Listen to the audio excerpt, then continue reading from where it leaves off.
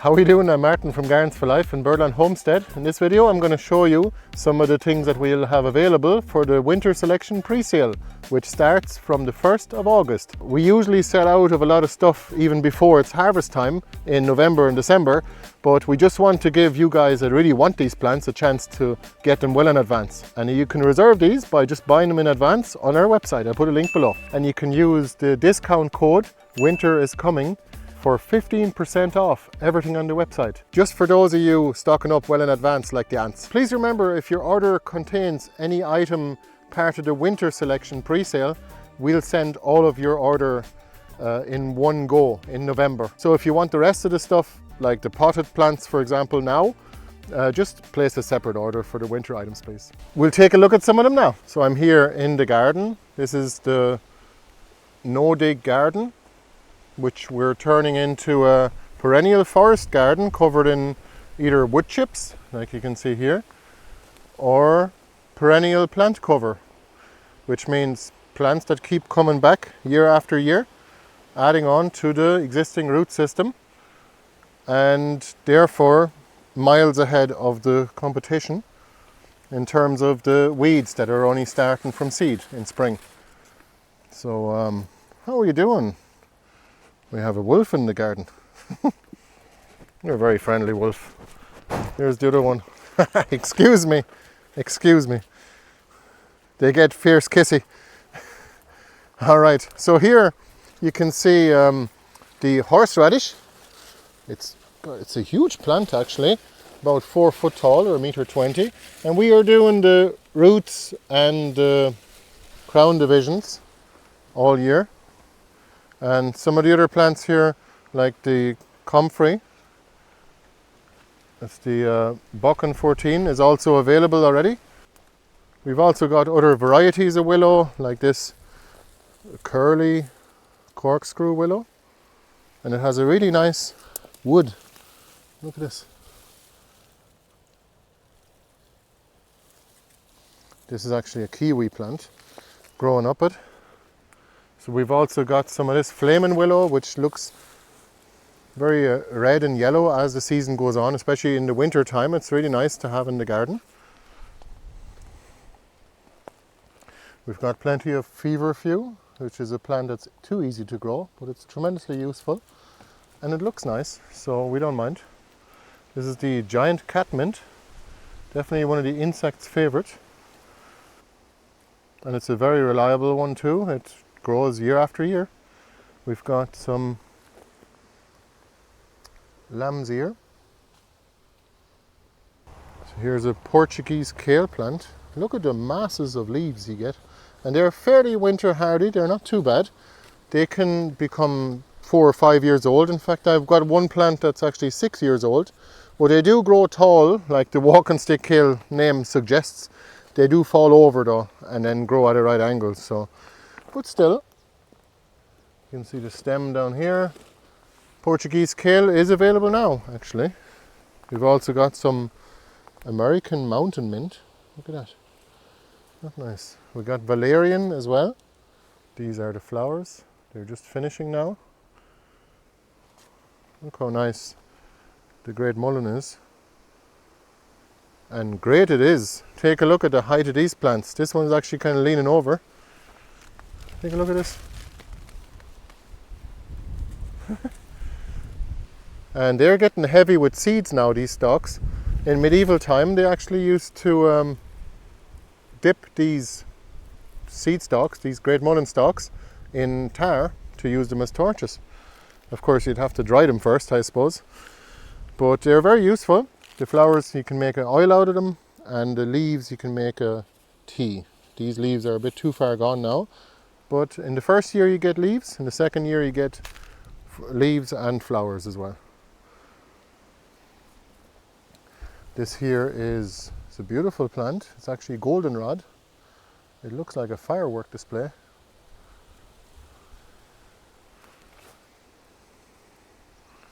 And the insects seem to love it. It's a medicinal plant as well. It's in the books. I don't know what it does, but it's nice and it's hardy. It's been here for a year and a half now, so it's proven itself. This is the chocolate mint, which is one of our best mint varieties, along with the iced tea and the peppermint. Look at all this comfrey here. I just cut that back about 6 weeks ago and it's already back again with a bunch of leaves. It is really that quick for it to grow. It's Bokken 14 is the variety. It produces like 4 times as much leaf per acre as the regular comfrey. And this is the flowers here. It's definitely attracting the insects to the garden, but also the seeds are sterile, so it doesn't spread everywhere unless you want it to spread, and you can do so by root cuttings or crown divisions. Let's go up this way. Look at this. This is one of our Daubenton kale varieties. This is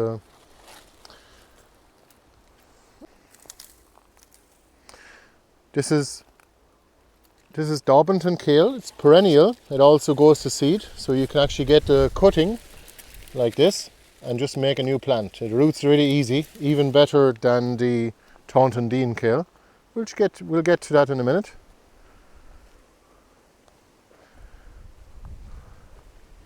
I find the Daubenton looks nicer,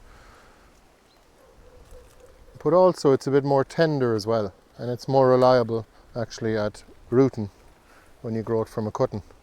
Plus you get seeds. Look at that. For the first time now we got seeds from our Daubenton kale plants. There you go. We're going to try that. If we get lots of seeds, we'll swap them at the seed and plant swaps. We're going to have a ton of great mullein seeds, and we're going to send you all a sample of those, just so you can all grow great mullein in your gardens next year. So anyone that places an order in the next 6 months, will send you some free great mullein seeds. Just a little sample so you can grow some of it in your own garden next year. In the first year you're going to get just leaves, and in the second year you're going to get the flowering stalk. So it's a biennial. And it's tremendously useful, and you'll be able to keep it going forever and ever, year after year. Hopefully it'll even naturalize in your area. It's actually a native wildflower as well, so it's good for the local insect population. And it's very useful to us as humans.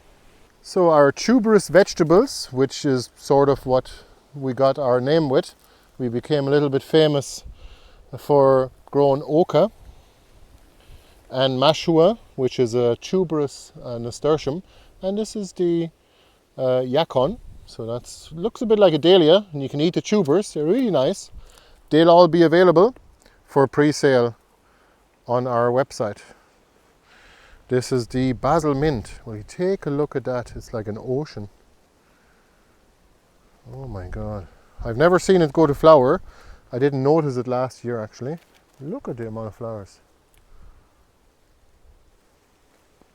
Basil mint is available. It's definitely a unique flavour.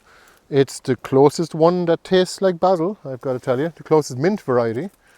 I've done a little bit of weeding in this area here over the last couple of days. Just pulling up a few nettles.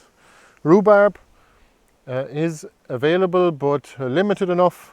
I'm still looking for a supplier of the Glaskin's perpetual seeds. I haven't actually had any success with the ones I got this year. Look at this. These are the American elder. They actually start flowering midsummer until the end of the season, so until about the end of October or even into November, and they smell so nice. It's lovely, a vanilla flavour. So the American elder cuttings are available as well, along with 5 other varieties of elder. I've got lots of other bits and pieces down this way too. This is a marshmallow plant. This one here. Very beneficial to the insects, and the leaves are really soft actually. You can make a tea from them. And it's meant to be good for a dry throat. So we found that marshmallow is very reliable in this climate, and the bronze fennel also as well. You see that here? We're going to get seeds this year. We're going to get a ton of seeds. And look at that. Isn't that beautiful? And it's great for the insects as well. Again, I'm emphasizing the insects all the time because that's how we keep things in balance around here. When you look here, now the flowers are sort of finishing, but there's still quite a lot of them around. There's a great mullein. This is a great mullein when it's in the early stage. This is our willow here. This was only planted 3 years ago now, 2.5 years ago. And I've been cutting it back as well. Let me just show you. Now this is an edge tree, which means it's planted at the edge of the shelter belt. So it'll do better than the rest of them. But I'll show you, look, compared to my hand here. We've got a ton of wood, ton of biomass production actually. The leaves are a great fodder crop for ruminants and other animals as well. And the wood is actually tremendously useful as kindling, we found. But you can even grow new trees from it as well. So that's what we do. We just cut it into 1 foot long pieces and then just plant them in the field. And they'll grow into a little forest. Then you'll have a bit of wood when you need it. Now if it's for firewood, it'll take about maybe 5 or 6 years. But I find kindling is actually the most expensive kind of firewood. So this sort of thickness, just 1 year actually. Look at that. And the amount of it you get. Look at that. It's mainly for shelter, but why not? You get something out of your hedge or your shelter belt. It's blocking the wind anyway, and that keeps all the rest of the plants that are a bit more tender, all the cultivated plants here in the garden, sheltered. And Toby Hemingway once said that a sheltered fruit tree grows twice as fast. Look at this, this is the pineapple mint. It is available again. Lo and behold, we nearly lost it. We lost some of our mint varieties actually. We have a new one as well, it's water mint. It's another one. This one, oh geez, the smell of it, I can smell it from here. It's the sweet woodruff. It's a lovely understory plant, and it spreads with these little roots here, look. These rhizomes, sort of like rhizomes, like mint, but not quickly, unfortunately. We actually want to grow it, and it's a really nice plant to have, and you can use it as a flavouring as well. I think they use it in Germany a lot for ice cream, like Mr. Freeze, all that kind of thing. Here's actually another variety of buddleia. I'll make some of those available just as cuttings.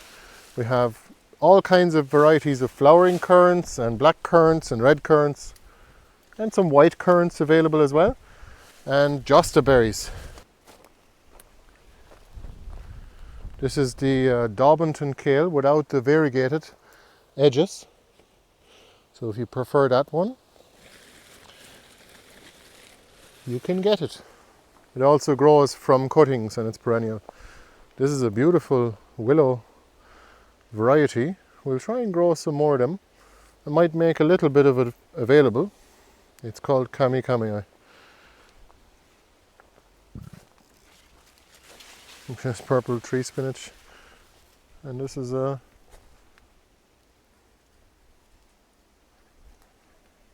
giant leek flower. This is a lovage plant here. Look at that, it's making seeds now.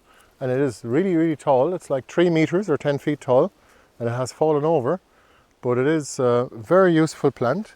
The leaves can be used for broths, and the seeds could be used too. It is highly valuable for flavouring and for medicinal purposes as well. And here you can see a mother's wort just here in the background. And look at that, there's some bees already. We also noticed an awful lot of butterflies on our buddleia plants, especially that white one. I'll show you that in a minute. This is Golden Tower Elder. We're doing some cuttings of that one. It's a beautiful shrub. It doesn't grow any flowers as far as I know, or even berries. This is the buddleia. It's a white one. The butterflies love it. You can see the Jerusalem artichokes here, towering everything else.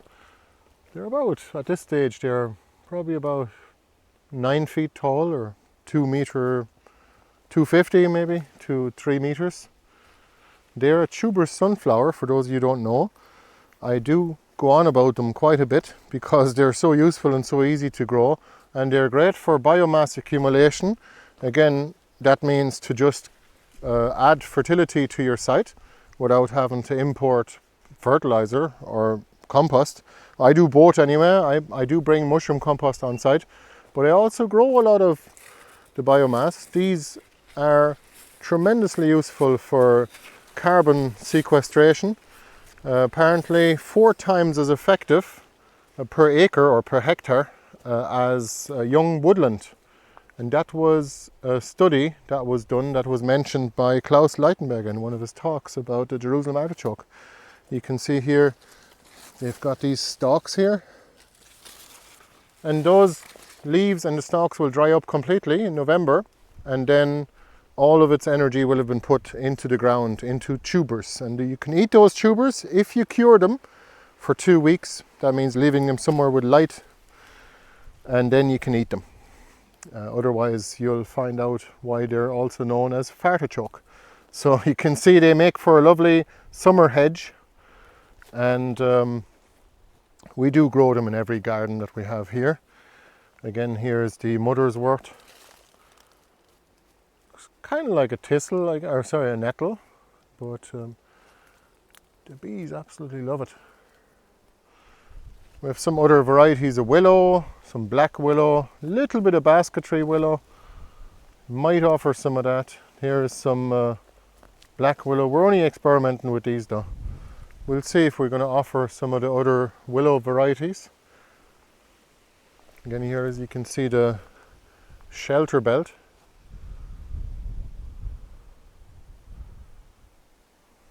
And here's some of the Daubenton, and this is the Daubenton kale. So beautiful. And the Taunton Dean, which is also beautiful. In our raised bed. Look at that. That's the 8x4 Vivor raised bed. If you'd like one, I'll put a link in the description below. Here's some hops growing out of it. We had some onions planted, which are probably shaded out at this stage. But look at how productive it all is. It's unreal, so it is, and it's such a small space. So the garden bed itself is 2 foot tall, and I only filled it up halfway, and still the plants did really well. Here's some of the Olympic mullein.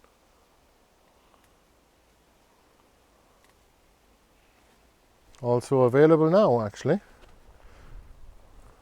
Some other varieties of yarrow we have.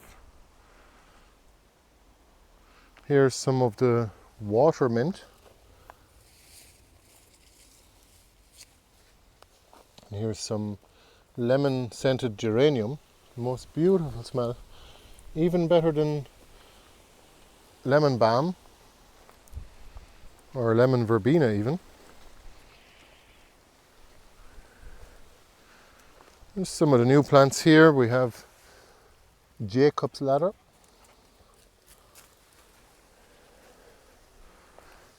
And the Chinese mint bush.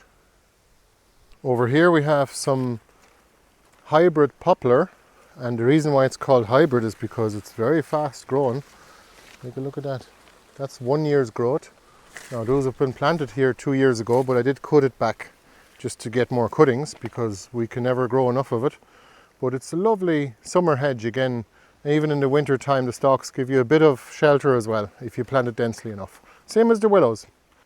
Here's another variety of Olympic mullein. It's nice and it's huge. Look at that. Japanese wineberries already. Oh Jesus. If our little Jacob had known that, he would have had a mullet. That's really nice flavour. I would have not been able to show them to you on camera, so I'm lucky. Look at that. It's like a small little sticky raspberry. I'm going to take a few. And they're so nice. We'll do cuttings of these. Look at the amount of Japanese wineberries here. And it's so much more productive than the Himalayan raspberry and all that kind of thing. Here we have regular raspberries. They're very productive. We've been getting so many raspberries, more than we can eat and more than the birds can eat. And that was always our aim. So don't mind this area. It's a little overgrown with nettles actually. But there is a lot of good plants here, like the oregano and all the kale and marshmallows and lovages. This is the curly corkscrew willow. And look at that. The thickness of wood you get. That's like 10 centimeters thick. Look at that. And it grows really quickly as well. That was only planted there 5 years ago from a cutting. There's some aronia berries, lots and lots of currants. If you've seen my recent video of the productive garden, you'll see our own birdland variety of blackcurrant and how well it fruits. I'll put a link at the end actually. These are just carrots going to flower. This is the chocolate marshmallow elder. And this is josta berry. It grows really quickly. It produces a lot of wood and it can be extremely productive as well. Not quite as productive as the blackcurrants, but nearly as productive. Josta berry is just a cross between a gooseberry and a blackcurrant. So the bush itself, luckily it's not thorny. It's just like a blackcurrant. But the berries are definitely bigger than a regular blackcurrant. Well, look at this. I just have a few bushes here and they're so productive. And we've got cuttings of those. Here's some of those flaming willow. This time of year they don't have much colour yet, but give them time and they'll turn yellow and red.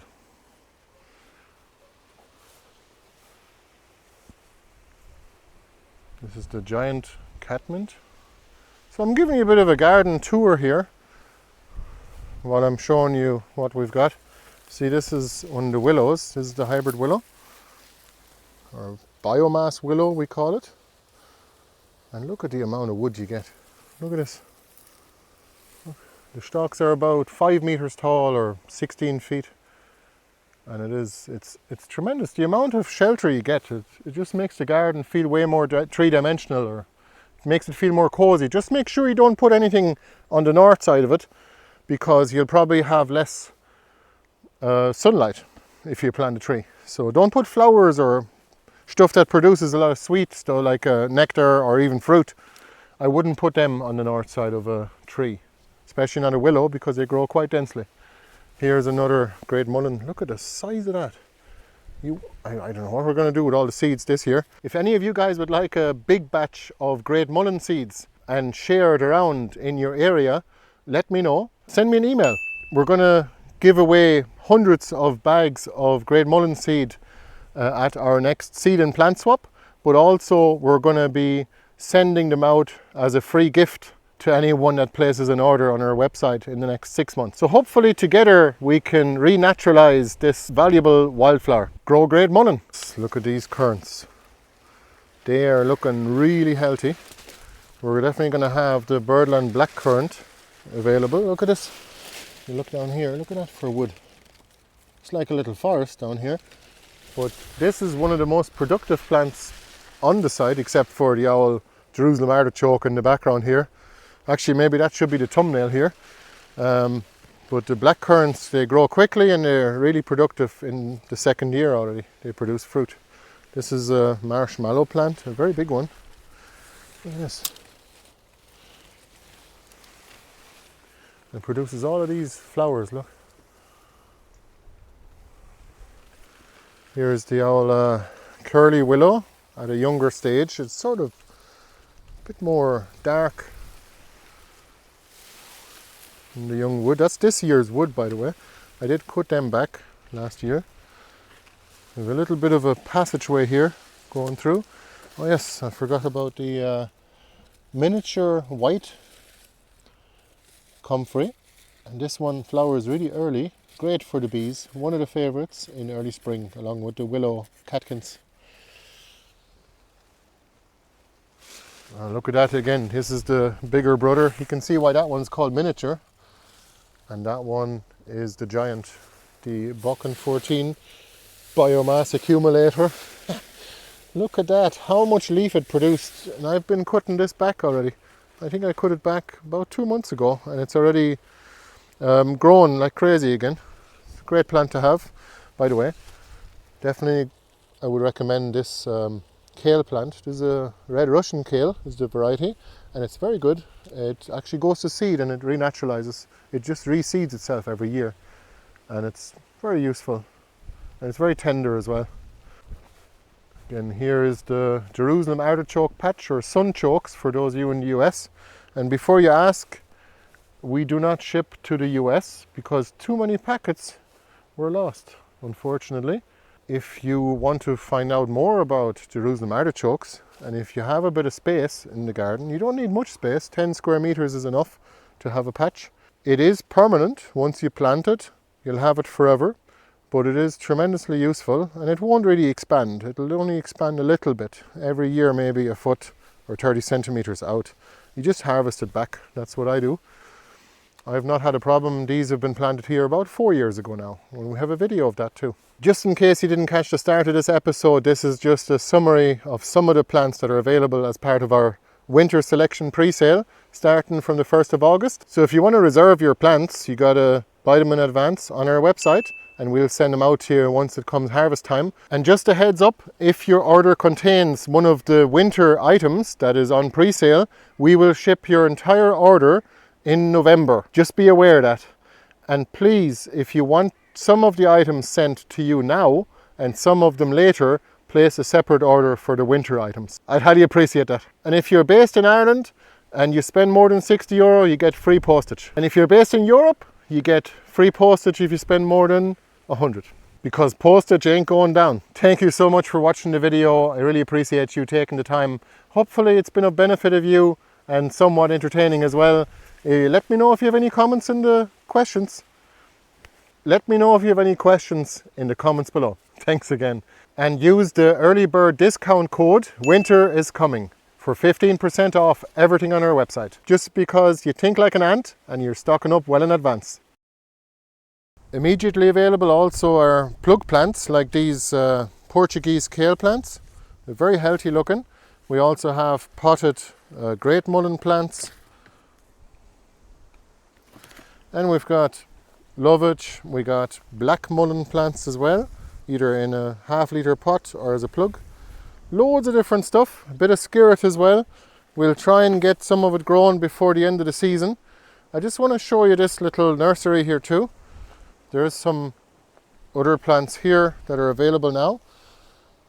These are the Jacob's ladder. Look at that. Some of them make white flowers, some of them blue. This is the valerian plants. We have figwort over there, elecampane, the echinaceas. This is goldenrod and kidney vetch in the background. Beautiful flowers and great for the insects, and they have medicinal uses too. Here's some motherwort, some original yarrow. This is the white one actually, the original. We have Louisiana sage or prairie sage. That one is related to the wormwood, and it's a beautiful flower and it's very useful again. And Szechuan pepper, or Chinese pepper, or prickly ash it's also known as, and it smells so nice even when you get close to it. We have the birdland blackcurrants, and look at this, some beautiful looking lemon balm plants.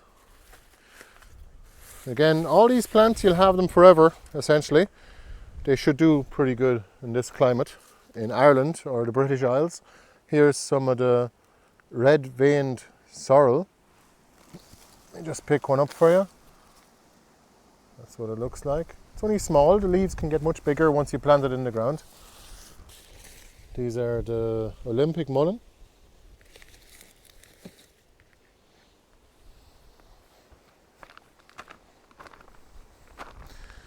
Lots of different bits and pieces. Take a look at the website if you want to know more. And this is my idea of a perennial garden. Just compost, no-dig gardens covered in wood chips. A good thick layer of wood chips now, 4 to 6 inches.